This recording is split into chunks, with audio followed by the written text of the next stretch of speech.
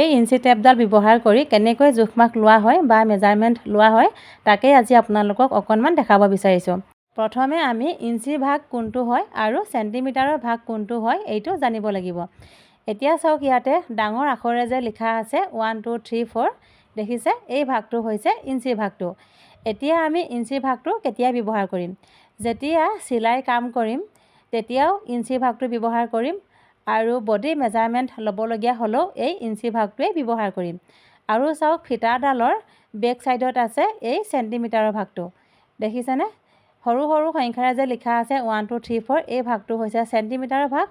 আৰু চাওক, এই আঁচডালৰ ইটো পাৰে আছে ইঞ্চি ভাগটো, দেখিছে? এইটো হৈছে ইঞ্চি ভাগটো আৰু এই ভাগটো হৈছে চেণ্টিমিটাৰৰ ভাগটো। এতিয়া আমি চেণ্টিমিটাৰৰ ভাগটো কেতিয়া ব্যৱহাৰ কৰিম জানিব লাগিব। ধৰক আপুনি দোকানলৈ গ'ল আৰু দোকানীজনক কাপোৰ 1 মিটাৰ দিবলৈ ক'লে। এতিয়া দোকানীজনে সেই কাপোৰ 1 মিটাৰটো জুখিবলৈ এই চেণ্টিমিটাৰৰ ভাগটো ব্যৱহাৰ কৰিব। বুজি পাইছেনে? মানে যেতিয়া আপোনালোকে মিটাৰ কাপোৰ জুখিব তেতিয়া এই চেণ্টিমিটাৰৰ ভাগটো ব্যৱহাৰ কৰিব লাগিব। আৰু যদি আপোনালোকে কয় 1 মিটাৰ কাপোৰ দিবলৈ, তেনেহ'লে দোকানীজনে 100 চেণ্টিমিটাৰ ল'ব, কিয়নো 100 চেণ্টিমিটাৰে 1 মিটাৰ আৰু 39 ইঞ্চিৰে হ'ব 1 মিটাৰ। দেখিছে?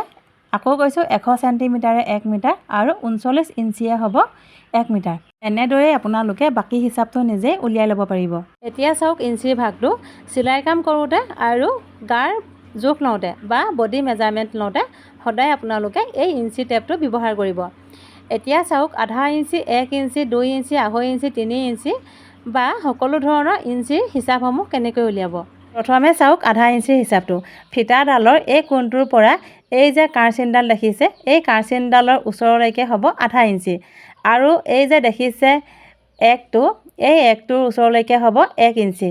আৰু চাওক, 1 আৰু 2ৰ মাজত যিডাল কাঁচিন দেখিছে, এই কাঁচিনডালৰ ওচৰলৈকে হ'ব 1.5 ইঞ্চি। আৰু ইয়াতে হ'ব 2 ইঞ্চি।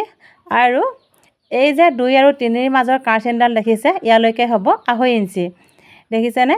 আৰু 3ৰ ওচৰলৈকে হ'ব 3 ইঞ্চি, আৰু ইয়াতে হ'ব 3.5 ইঞ্চি। আৰু এনেদৰে ইঞ্চিবিলাক বাঢ়ি গৈ থাকিব। আকৌ এবাৰ বুজাই দিছোঁ চাওক, যদি আপোনালোকে কাপোৰ এটা চিলাই থাকোঁতে আধা ইঞ্চি ল'বলগীয়া হয়, তেনেহ'লে ফিটাডালৰ এই অংশটোৰ পৰা এই কাঁচিনডালৰ ওচৰলৈকে আধা ইঞ্চি লৈ ল'ব। আৰু যদি 1 ইঞ্চি ল'বলগীয়া হয়, ফিটাডালৰ এই অংশটোৰ পৰা 1ৰ ওচৰলৈকে ল'ব, ইয়াতে হ'ব 1 ইঞ্চি। আৰু যদি 1.5 ইঞ্চি ল'বলগীয়া হয়, তেনেহ'লে 1 আৰু 2ৰ মাজত যে কাঁচিনডাল দেখিছে, এই কাঁচিনডালৰ ওচৰলৈকে লৈ ল'ব, ইয়াতে হ'ব তেতিয়া 1.5 ইঞ্চি। দেখিছে? আৰু 2ৰ ওচৰলৈকে হ'ব 2 ইঞ্চি। 2 আৰু 3ৰ মাজত যিডাল কাঁচিন দেখিছে, এই কাঁচিনডালৰ ওচৰলৈকে হ'ব 2.5 ইঞ্চি। ঠিক আছে? ইয়াতে হ'ব 2.5 ইঞ্চি আৰু 3ৰ ওচৰলৈকে হ'ব 3 ইঞ্চি।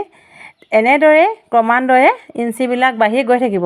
প্ৰথমে আপোনালোকে এইখিনি কথাকেই অকণমান জানি লওক। এইখিনি জানি লওক আপোনালোকে চিলাই কামসমূহ ধুনীয়াকৈ কৰিব পাৰিব।